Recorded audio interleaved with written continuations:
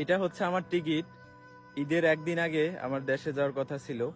আর এই টিকিটটা কাটছি আমি আমার পরিবারের মানুষকে না জানায়া তাদেরকে সারপ্রাইজ দেওয়ার জন্য এই টিকিটটা কাটছিলাম।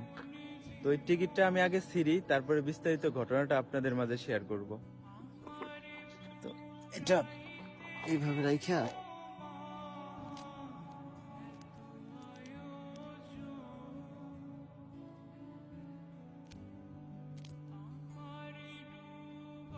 এই টিকিটটা ছিলাম কিসের জন্য জানেন?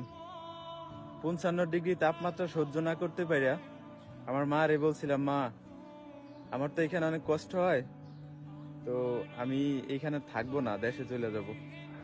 তো এই কথাটা যখন আমার মাকে আমি বলছি, তখন উনি আমারে বুঝাইলো যে অল্প কয়েকদিন হয়েছে গেছোস, এখনো তো দেনা মেনা শোধ হয় নাই, তো দেনা মেনা শোধ দে, তারপরে দেশে চলে আসি, সমস্যা নেই।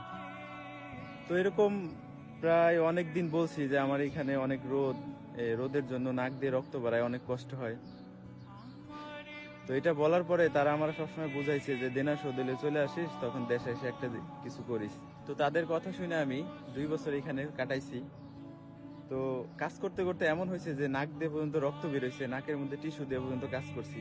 তারপরও কাজ করে দেনা মেনা শোধ দিছি, ফ্যামিলি চালাইছি, অনেক কষ্ট করছি।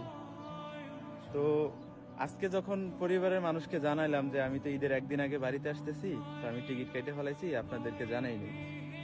তো এটা শোনার পরে আমার আম্মু একটু ক্ষিপ্ত হয়ে আমার সাথে কথা বলতেছিল। তো কয়েক কথা বলার পরে উনি ফোন কাইটা দিছে। ফোন কাইটা দিয়ে উনি বলতেছে যে আমি যদি দেশে যাই তাহলে সে নাকি বিষ খেয়ে মরে যাবো।